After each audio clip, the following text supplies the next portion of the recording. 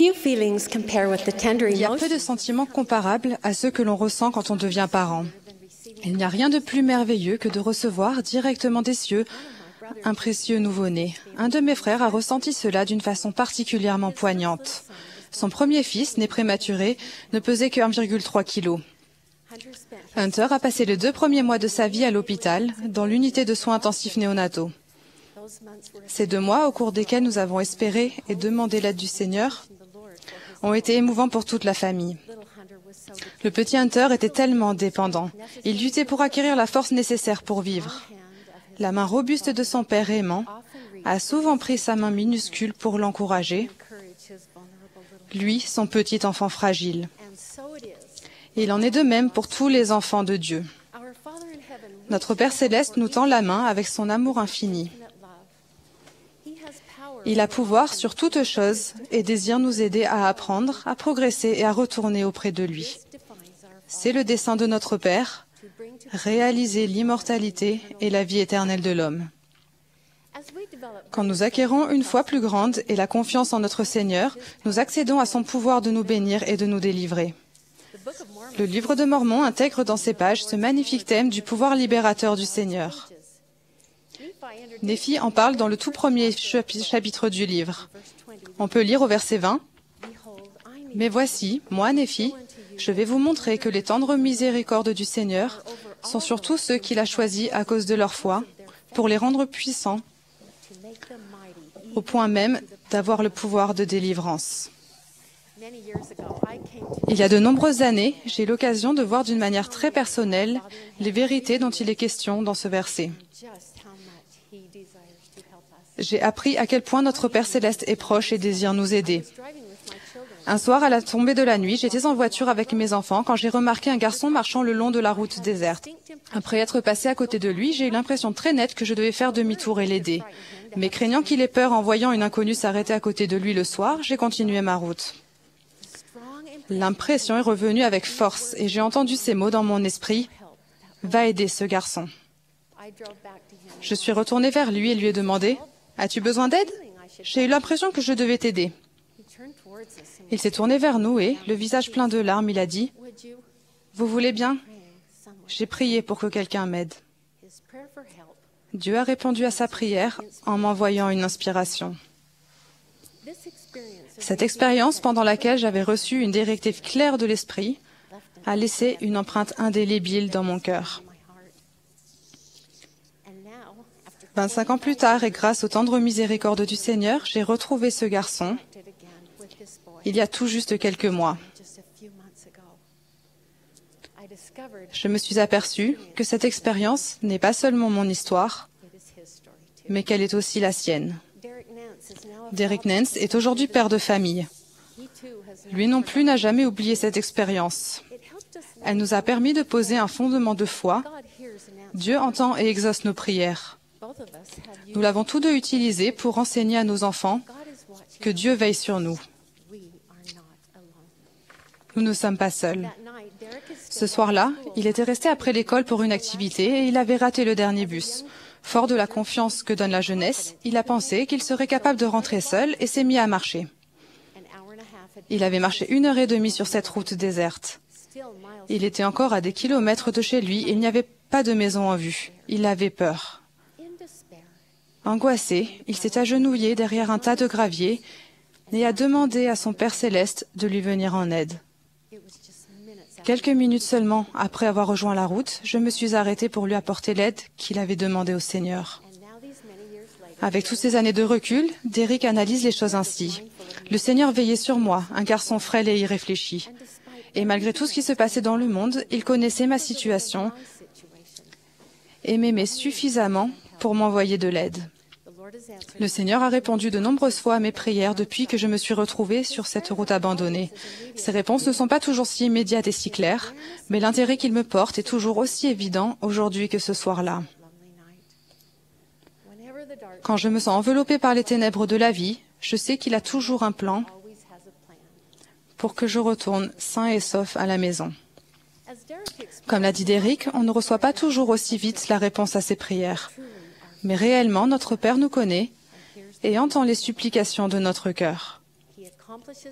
Il accomplit ses miracles une prière à la fois, une personne à la fois. Nous pouvons être sûrs qu'il nous aidera, pas forcément comme nous le voulons, mais comme il le faut pour nous permettre de progresser. Il peut être difficile de soumettre notre volonté à la sienne, mais c'est indispensable pour devenir comme lui et trouver la paix qu'il nous offre.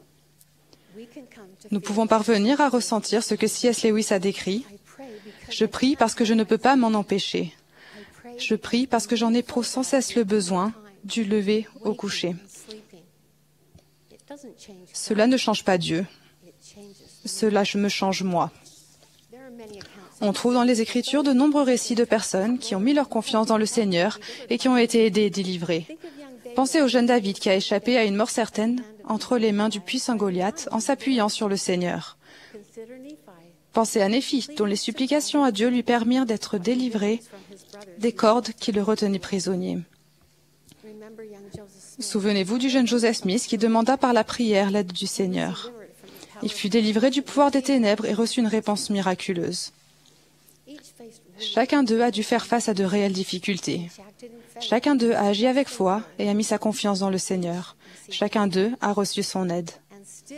Et de nos jours encore, le pouvoir et l'amour de Dieu se manifestent dans la vie de ses enfants. Je l'ai vu récemment dans la vie pleine de foi de sang du Zimbabwe ou du Botswana. Pendant une réunion de jeunes et de témoignages dans la petite branche de Chiwaridzo, je me suis sentie petite et j'étais inspirée par les témoignages, aussi bien des enfants, des jeunes que des adultes. Chacun d'eux a exprimé une grande foi au Seigneur Jésus-Christ. Dans un contexte difficile, ils vivent chaque jour en mettant leur confiance en Dieu. Ils reconnaissent sa main dans leur vie et l'expriment souvent en disant « Je suis si reconnaissant envers Dieu ». Il y a quelques années, une famille fidèle a donné aux membres de notre paroisse l'exemple de cette même confiance dans le Seigneur. Arne et Venita Gatrell vivaient heureux avec leur merveilleuse famille. Arne menait une belle carrière quand, à l'improviste, on lui diagnostiqua un cancer virulent. Le pronostic n'était pas bon, il n'avait plus que quelques semaines à vivre. La famille a voulu se réunir une dernière fois. Tous les enfants sont donc venus, certains habitaient loin. Ils n'avaient que 48 précieuses heures à passer ensemble. Les Gatrell ont choisi avec soin ce qui avait le plus d'importance pour eux, une photo de famille, un dîner et une session au temple de Salt Lake City. Venita dit, quand nous avons quitté le temple, c'était la dernière fois que nous étions ensemble dans cette vie. Mais ils se sont quittés avec l'assurance qu'il y a plus pour eux que cette vie. Grâce aux alliances sacrées du temple, ils ont l'espoir dans les promesses de Dieu. Ils peuvent être ensemble à jamais. Les bénédictions qu'ils ont reçues durant les 2 mois qui ont suivi sont trop nombreuses pour être racontées. La foi et la confiance d'Arne et Venita dans le Seigneur ont grandi, comme le montrent les paroles de Venita. J'ai été portée. J'ai appris que l'on peut ressentir la paix dans la tourmente. Je savais que le Seigneur veillait sur nous. Si l'on se confie au Seigneur, on peut réellement surmonter toutes les difficultés de la vie. Une de ses filles a ajouté, « Nous avons observé nos parents et vu leur exemple. Nous avons vu leur foi et la façon dont ils ont surmonté les difficultés. Je n'aurais jamais demandé cette épreuve, mais je ne l'échangerai pour rien au monde. » Nous étions enveloppés par l'Esprit. Bien sûr, le décès d'Arne n'était pas l'issue que les Gatrell avaient espérée, mais leur crise n'était pas une crise de la foi. L'évangile de Jésus-Christ n'est pas une liste de choses à faire.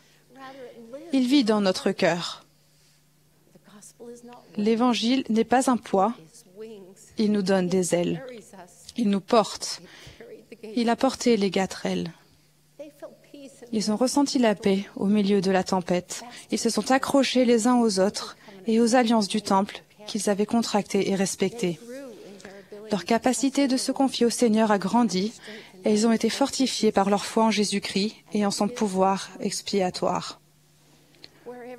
Où que nous soyons sur le chemin de la vie de disciples, quelles que soient nos craintes et nos difficultés, nous ne sommes pas seuls. Vous n'êtes pas oubliés. comme Derrick, les Saints en Afrique, la famille Gatrell, nous pouvons choisir de prendre la main que Dieu nous tend quand nous sommes dans le besoin. Nous pouvons affronter nos difficultés en priant et en nous confiant dans le Seigneur. Ce faisant, nous devenons davantage semblables à lui. S'adressant à chacun d'entre nous, le Seigneur dit, « Ne crains rien, je suis avec toi. Ne promène pas des regards inquiets, car je suis ton Dieu. Je te fortifie, je viens à ton secours. Je te soutiens de ma droite triomphante. » Je témoigne humblement, mais sûrement que Dieu, notre Père, nous connaît personnellement et nous tend la main pour nous aider. Grâce à son Fils bien-aimé Jésus-Christ, nous pouvons vaincre les difficultés de ce monde et être ramenés en sécurité à la maison. Je prie pour que nous ayons la foi de lui donner notre confiance. Au nom de Jésus-Christ. Amen.